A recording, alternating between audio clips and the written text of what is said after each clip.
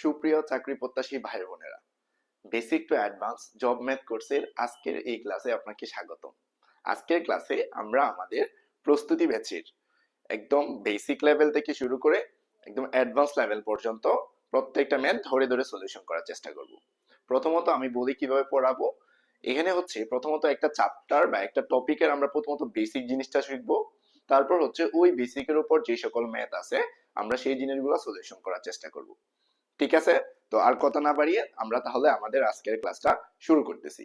আশা করব এই ক্লাসগুলা করার পর আমি আপনাকে এতটুকু এনশিওর করতে পারবো, আপনি যদি আমার দেয়া ক্লাসের যে টপিকগুলা এগুলা ভালো করে বুঝতে পারেন এবং বাসায় নিজের মতো প্র্যাকটিস করতে পারেন, ইনশাল্লাহ আশা করি আপনার ম্যাথ নিয়ে আর কোনো ভয় থাকবে না।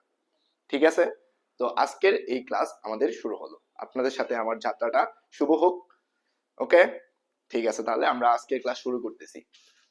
আজকের আমাদের ক্লাসের টপিক হচ্ছে বাস্তব সংখ্যা। ঠিক আছে, আজকের ক্লাসে আমরা সংখ্যা রিলেটেড বিষয়াবলী নিয়ে কথা বলবো। সংখ্যা রিলেটেড বিষয়াবলী নিয়ে আজকের ক্লাসে আমরা আলোচনা করব। আচ্ছা, আমরা বাস্তব সংখ্যা পড়তে গেলে প্রথমত আমাদের বুঝতে হবে যে অঙ্ক বা সংখ্যা জিনিসটা কোত্থেকে আসছে। ঠিক আছে, যে আমরা ছোটবেলায় কি পড়ছি, অঙ্ক পড়ছি। প্রথমত আমাদের জানতে হবে অঙ্ক। অঙ্ক জিনিসটা কি, যে শূন্য থেকে নয় পর্যন্ত, শূন্য থেকে নয় পর্যন্ত, শূন্য, এক, দুই, তিন, চার, পাঁচ, ছয়, সাত, আট, নয়, শূন্য থেকে নয় পর্যন্ত টোটাল যে 10টি চিহ্ন, 10টি চিহ্ন, এই 10টি চিহ্নকে আমরা বলবো অঙ্ক, বলবো কি বলবো, অঙ্ক। শূন্য থেকে নয় পর্যন্ত মোট যে 10টি চিহ্ন আছে, এই 10টা চিহ্নকে আমরা কি বলবো, অঙ্ক বলবো। এখন এখানে আছে সার্থক অঙ্ক, একটা জিনিস আছে যে সার্থক অঙ্ক কোনগুলো। সার্থক অঙ্ক হচ্ছে আমাদের 1 থেকে 9 পর্যন্ত, সার্থক অঙ্ক হচ্ছে 1 থেকে 9 পর্যন্ত, এগুলোর মধ্যে সার্থক অঙ্ক। এবং শূন্যকে বলা হয় কি, সহকারী অঙ্ক। শূন্যকে কি বলা হয়, সহকারী অঙ্ক। যে সহকারী অঙ্ক হচ্ছে আমাদের কি, শূন্য।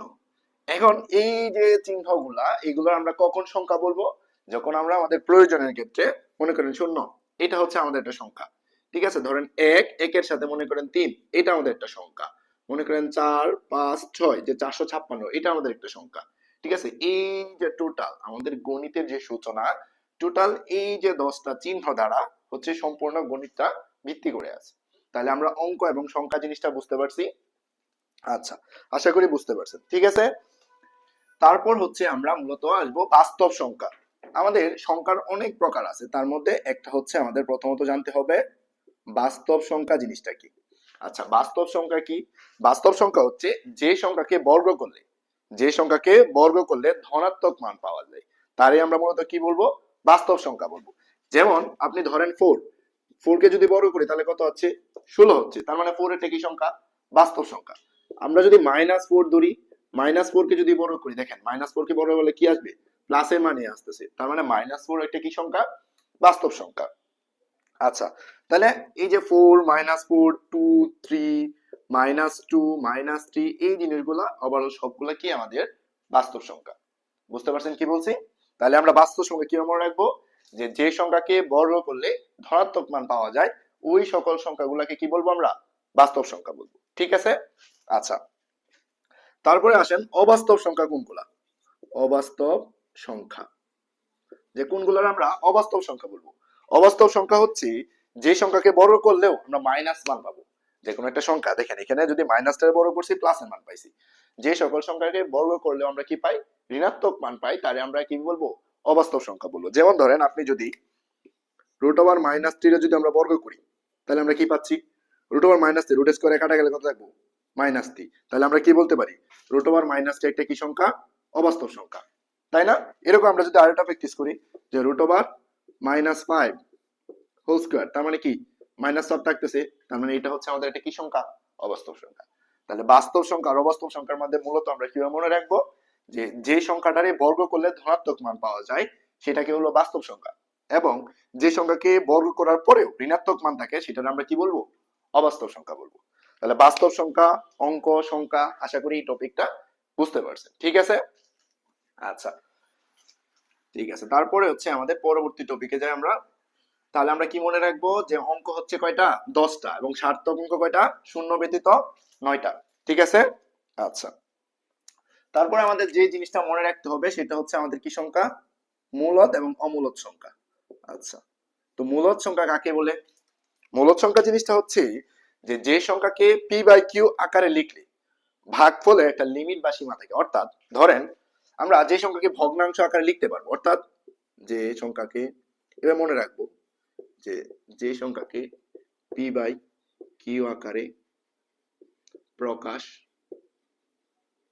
করলে ভাগফলে একটা নির্দিষ্ট সীমা থাকে, ভাগফলের লিমিট থাকে। লিমিট মানে হচ্ছে সীমা, লিমিট বা সীমা থাকবে, তাকে আমরা কি বলবো? মূলদ সংখ্যা বলবো। যেমন ধরেন এখানে পি কিউ জিনিসটা যে কোনো মৌলিক, পি কিউ জিনিসটা যে কোনো ধনাত্মক সংখ্যা হতে পারে। পি কিউ কি যে কোনো ধনাত্মক সংখ্যা হতে পারে, ঠিক আছে? মানে যে কোনো সংখ্যা, মূলদ সংখ্যা ধনাত্মক, অর্থাৎ পি কিউ কি হইতে হবে? পূর্ণ সংখ্যা, ধনাত্মক বা পূর্ণ সংখ্যা, ঋণাত্মক হলেও সমস্যা নাই, পূর্ণ সংখ্যা। তার মানে আমরা যে সকল সংখ্যাকে কি ভগ্নাংশ লিখতে পারবো, এবং এই ভগ্নাংশটা কি থাকবে? লিমিট বা সীমা থাকবে, তাকে আমরা কি বলবো? মূলদ সংখ্যা বলবো। যেমন ধরেন আপনি লিখলাম 3/1, 3/1 মানে কত? 3। ধরেন আমি লিখলাম 4/2, 4/2 মানে কত? 2। তার মানে এগুলো কি সংখ্যা? এগুলো হচ্ছে আমাদের কি সংখ্যা? মূলদ সংখ্যা। তারপর আমার ধরেন আমি লিখলাম হচ্ছে 10/2, 10/2 মানে তো 5। তার মানে আমরা কি পাইতেছি? সকল পূর্ণ সংখ্যা মূলদ সংখ্যা। এবং যে সকল ভগ্নাংশ আকারে লেখার পরে ভগ্নাংশটা নির্দিষ্ট সীমা আছে, সেটা হচ্ছে কি সংখ্যা? মূলদ সংখ্যা। ধরেন আমি আরো এক্সাম্পল দিলাম, লিখলাম 13/2, 13/2 মানে কত? 6 × 2 = 12, তাহলে 6.5। তাহলে এটা কি আছে? সীমা আছে। এটার পরে কি আরো সংখ্যা আছে? না, তার মানে একটা নির্দিষ্ট লিমিট আছে। তার মানে এটা কি সংখ্যা? মূলদ সংখ্যা। কিন্তু ধরেন আমরা যদি লিখি যে 1/3, আচ্ছা আমরা কি লিখলাম? 1/3, কিন্তু 1/3 যদি আমরা করি তাহলে দেখবেন এটার কোনো লিমিট বা সীমা থাকবে না। বুঝছেন বিষয়টা? তাহলে যে সকল সংখ্যাকে পি বাই কিউ অর্থাৎ ভগ্নাংশ আকারে প্রকাশ করার পর ভগ্নাংশটা নির্দিষ্ট সীমা থাকবে, তাকে কি বলবো আমরা? মূলদ সংখ্যা। ঠিক আছে? তাহলে এখন সেম বিপরীত জিনিসটা, অমূলদ জিনিসটা কি? যে অমূলদ সংখ্যা। অমূলদ সংখ্যা কি মনে রাখবো? যেটা কি ভগ্নাংশ আকারে প্রকাশ করা যায় না, এবং ভগ্নাংশ আকারে প্রকাশ করা গেলেও সেটা কি থাকবে না? কোনো নির্দিষ্ট ভগ্নাংশের কোনো নির্দিষ্ট সীমা বা ভগ্নাংশের মানে ভাগফলের কোনো কি থাকবে না? সীমা থাকবে না, কোনো লিমিট থাকবে না, থাকবে না। অর্থাৎ ভগ্নাংশের যে ভাগ বলবো এটা কোনো নির্দিষ্ট মান পাবো না। ঠিক আছে? তাহলে আমরা কি বলবো তারা? অমূলদ সংখ্যা। যেমন একটা এক্সাম্পল দিই, ধরে লিখলাম √2। আচ্ছা, √2 এ যদি আমরা ক্যালকুলেটর চাপি তাহলে দেখেন আছে 1.4123 সামথিং ডট ডট ডট। তার মানে এটা একদম ইনফিনিটি পর্যন্ত। ঠিক আছে? সো আমরা এটা কি বলবো? অমূলদ সংখ্যা। অর্থাৎ যে সংখ্যাটারে ভাগ করার পর সেটার কি মানটা নির্দিষ্ট। বুঝছেন কথাটা? মানে অনির্দিষ্ট সেটা হচ্ছে আমাদের অমূলদ, আর নির্দিষ্ট হলে সেটা হচ্ছে মূলদ। ধরেন আমরা লিখলাম √3, এখন ক্যালকুলেটরে যদি √3 বসাই দেখবেন আপনি মান পান 1.7342 dot dot dot dot dot. এই যে এই সংখ্যাগুলা, এটারে আমরা কি বলবো? অমূলদ সংখ্যা। তার মানে এই দুইটা সংখ্যার মধ্যে পার্থক্য কি পাচ্ছি আমরা? যার একটা লিমিট আছে, সীমা আছে, তাকে বলি মূলদ। যার লিমিট নাই, সীমা নাই, তাকে আমরা কি বলবো? অমূলদ সংখ্যা। বুঝতে পারছেন কি বলছি? আচ্ছা, তো তারপরে একটা জিনিস দেখেন আপনারা, মূলদ সংখ্যার ক্ষেত্রে আপনি বলতে পারেন, ধরেন আমি লিখলাম এরকম সংখ্যা আছে 2.535353 dot dot dot dot dot. ঠিক আছে? এখন আপনি একটা জিনিস লক্ষ্য করেন, দেখেন এখানে বারবার 535353 পুনরাবৃত্তি হচ্ছে। তার মানে এটা আমরা এইভাবে লিখতে পাই না?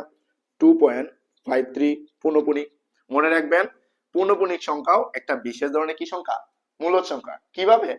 কারণ এই যে রাশিটা, এটা কিন্তু আপনি মান নির্দিষ্ট করতে পারতেছেন, যে আমরা জানি যতবারে আসুক প্রতিবার কত? 535353 রিপিট হবে। তার মানে সকল পূর্ণপূণিক সংখ্যা কি সংখ্যা? মূলদ সংখ্যা। তাহলে আমরা কি মনে রাখবো? সকল পৌনঃপুনিক সংখ্যা মূলদ সংখ্যা, মূলদ সংখ্যা। ঠিক আছে? তাহলে আমরা কি মনে রাখবো? যে সকল পৌনঃপুনিক সংখ্যা কি সংখ্যা? মূলদ সংখ্যা। বুঝতে পারছেন বিষয়টা? যেমন ধরেন আপনি লিখলাম যে 2.3333 ডট ডট ডট, তাহলে এটা আমরা কি লিখতে পারবো? যে 2.3 পৌনঃপুনিক। তার মানে এটা কি সংখ্যা? এটা আমাদের মূলদ সংখ্যা। ঠিক আছে? আচ্ছা, তারপর দেখেন, তাহলে আমরা মূলদ সংখ্যা, অমূলদ সংখ্যা, বাস্তব সংখ্যা, অঙ্ক অবাস্তব সংখ্যা এই জিনিসগুলা বুঝতে পারছি। হ্যাঁ, আচ্ছা, তারপর যে জিনিসটা আমাদের জানবো সেটা হচ্ছে সকল। তাহলে আমরা এখান থেকে কি বলতে পারি? যে সকল পূর্ণগুণিক সংখ্যা কি সংখ্যা? মূলদ সংখ্যা। তাহলে আমরা এখানে একটা কিছু প্র্যাকটিস করি। মনে করেন কোশ্চেন লিখলাম যে আপনারা বললাম 2.303 কি ধরনের সংখ্যা, কি ধরনের সংখ্যা। আমরা বললাম কি যে 2.303 কি ধরনের সংখ্যা। এক নম্বরে লিখলাম যে অবাস্তব, দুই নম্বর লিখলাম ধরেন খ নম্বরে লিখলাম হচ্ছে বাস্তব। আচ্ছা বাস্তব তো ঠিক আছে, এই অপশন দেওয়া ঠিক হবে না। আচ্ছা ধরেন দুইটা মূলদ নাকি অমূলদ, মূলদ। তিন নম্বরে দিলাম এটা দিয়ে অমূলদ দিই, অমূলদ। আচ্ছা তো আপনি বলেন 2.303 কি ধরনের সংখ্যা, কি বলবেন? অবশ্যই মূলদ সংখ্যা, কারণ আপনি এখানে লিমিট বের করতে পারতেছেন যে পরবর্তী সংখ্যাটা বারবার 303 303 303 আসবে, অর্থাৎ 2.303 303 303 ডট ডট ডট। তার মানে আমরা এখানে এই জিনিসটা কি করতে পারতেছি, আইডেন্টিফাই করতে পারতেছি যে তার পরবর্তী সংখ্যা কি আসবে। তাহলে আমরা এই ক্ষেত্রে বলতে পারবো যে সকল পূর্ণবর্গী সংখ্যা কি সংখ্যা, মূলদ সংখ্যা। ঠিক আছে। আচ্ছা তারপরে আরেকটা প্রশ্ন দিচ্ছি, এটা কত হবে বলেন তো, দেখি পারেন কিনা। যে বলছে নিচের কোনটি অবাস্তব সংখ্যা, নিচের কোনটি অবাস্তব সংখ্যা। আচ্ছা এখানে বলেন তো, আমি অপশন দিচ্ছি নিচের কোনটি অবাস্তব সংখ্যা হতে পারে। এ হচ্ছে 0, বি হচ্ছে আমাদের কত √3, সি হচ্ছে 2/3 এন্ড ডি হচ্ছে আমাদের √-3। আপনাকে কি চাইছে, অবাস্তব সংখ্যা। কি চাইছে, অবাস্তব সংখ্যা। তাহলে আনসার কোনটা হতে পারে। এখন দেখবো আমরা অবাস্তব সংখ্যা কিভাবে আইডেন্টিফাই করছিলাম, যে সংখ্যাটারে বর্গ করার পরেও -1 থাকে সেটা হচ্ছে আমাদের বাস্তব। তাহলে আমরা একটু আগে প্র্যাকটিস করছি যে এটা আমাদের বাস্তব। কিভাবে, √-3 যদি আমরা বর্গ করি তাহলে কত লাগতেছে, রুট স্কয়ারে কাটা -3 থাকতেছে। সুতরাং যে সংখ্যাকে বর্গ করার পরেও অবাস্তব মান পাচ্ছি, সরি ঋণাত্মক মান পাচ্ছি, সেটা হচ্ছে আমাদের বাস্তব সংখ্যা। তাহলে এটা হচ্ছে আমাদের আনসার। ঠিক আছে। আচ্ছা তারপর আরেকটা জিনিস দেখেন, নিচের কোনটি আপনাকে দিলাম মূলদ সংখ্যা, মূলদ মূলদ, নিচের কোনটি মূলদ সংখ্যা। তাহলে আমরা ধরেন এ দিলাম 3, বি দিলাম 4। আচ্ছা এটা না দেয়া আমি আপনাকে এইভাবে দিই প্রশ্নটা, যে √2, √5, √7 কি ধরনের সংখ্যা, কি ধরনের সংখ্যা। তাহলে আপনারা এগুলো কি বলবেন, দেখেন √2 √5 √7 এগুলো কি সংখ্যা, এগুলো কিন্তু মূলদ নাকি অমূলদ, কি বলবেন। √2 √5 √7 কি ধরনের সংখ্যা, মূলদ বলবেন নাকি অমূলদ বলবেন। দেখেন মূলদ আর অমূলদের মান কি বলছিলাম, যে সংখ্যার কি থাকবে, একটা নির্দিষ্ট সীমা থাকবে, মানের একটা সীমা থাকবে। আচ্ছা √2 এর কত পাইছিলাম আমরা 1.41 dot dot dot dot something. তার মানে যে সংখ্যা সীমা আছে সেটা হচ্ছে মূলদ, যার সীমা নাই সেটা হচ্ছে আমাদের কি সংখ্যা, অমূলদ সংখ্যা। এখন আপনি এটা মনে রাখবেন, √ওভার দেখেন 2 3 5 7 এগুলো কি সংখ্যা, মৌলিক সংখ্যা। মৌলিক সংখ্যা একটু পরে আসতেছি। তো √ওভার মৌলিক মানে হচ্ছে আমাদের কি সংখ্যা, √ওভার মৌলিক মানে হচ্ছে অমূলদ সংখ্যা। কারণ এইটার কি নাই, দশমিকের পরে নির্দিষ্ট কোনো মানটা অনির্দিষ্ট, তাহলে সেটারে আমরা কি বলবো, এগুলা কি সংখ্যা, অমূলদ সংখ্যা। বুঝতে পারছেন বিষয়টা। আচ্ছা তো তারপরে আসি আমরা, এখন শিখবো হচ্ছে মৌলিক সংখ্যা। ঠিক আছে, এখন আমাদের টপিকটা হচ্ছে মৌলিক সংখ্যা। তো আশা করি মূলদ অমূলদ এই জিনিসগুলা বুঝতে পারছেন। আচ্ছা তো এখন হচ্ছে আমরা শিখবো মৌলিক সংখ্যা। আমাদের টপিকের নাম হচ্ছে মৌলিক সংখ্যা।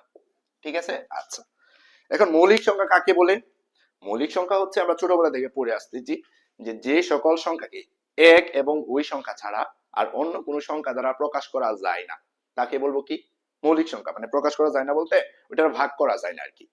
বুঝতে পারছেন, এটা পড়ে আসছি। বাট আপনি এখানে সহজে মনে রাখবেন যে সংখ্যার উৎপাদক দুইটা, একটা হচ্ছে এক এবং একটা হচ্ছে ওই সংখ্যাটা, সেটার আমরা কি বলবো, মৌলিক সংখ্যা। সহজ ভাষাতে মনে রাখবেন যে সকল সংখ্যাগুলো মাত্র দুইটা সংখ্যা দিয়ে ভাগ করা যায়, যে অর্থাৎ এক কথা মনে রাখেন, যে সংখ্যার উৎপাদক দুইটা, যে সংখ্যার উৎপাদক বা ভাজক দুইটা, উৎপাদক দুইটি, একটা হচ্ছে এক আর একটা হচ্ছে ওই সংখ্যাটাই,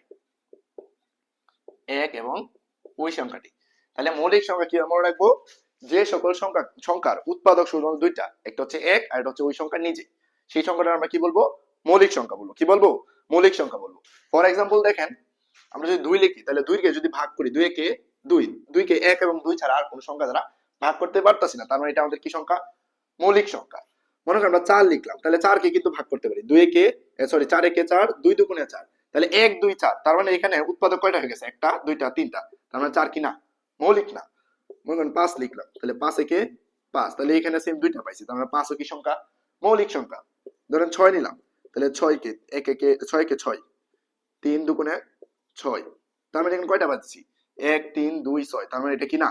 মৌলিক না। তাহলে আমরা কিভাবে মৌলিক সংখ্যা মনে রাখবো?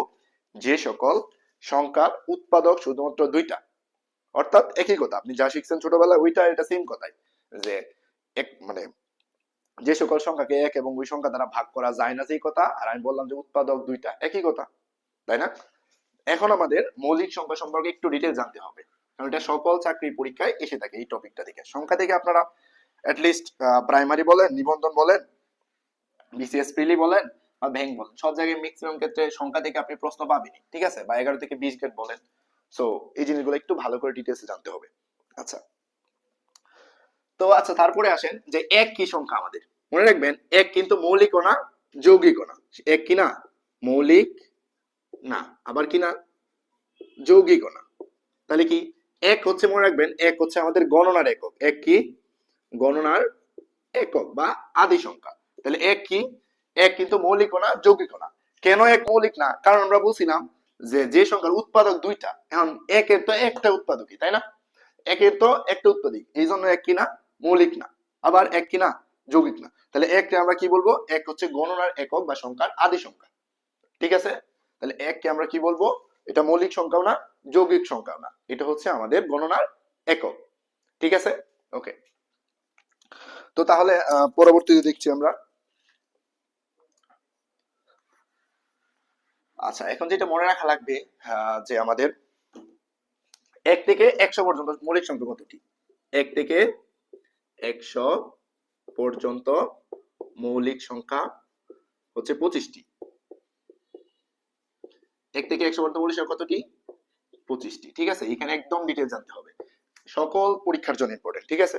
আচ্ছা, তো আমরা যে জিনিসটা মনে রাখবো, এখানে এখানে আমি লিখে দিচ্ছি, তারপর আছে যে 1 থেকে 10 পর্যন্ত মৌলিক সংখ্যা কতটি?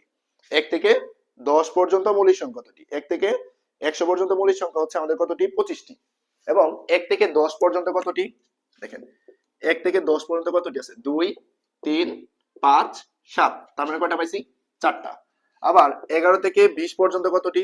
এই যে 11 থেকে 20 পর্যন্ত কতটি? 11 13 17 19, তাহলে 4টি। কয়টা পাচ্ছি আমরা? 4টি পাচ্ছি। আচ্ছা, 21 থেকে 30 পর্যন্ত কতটি?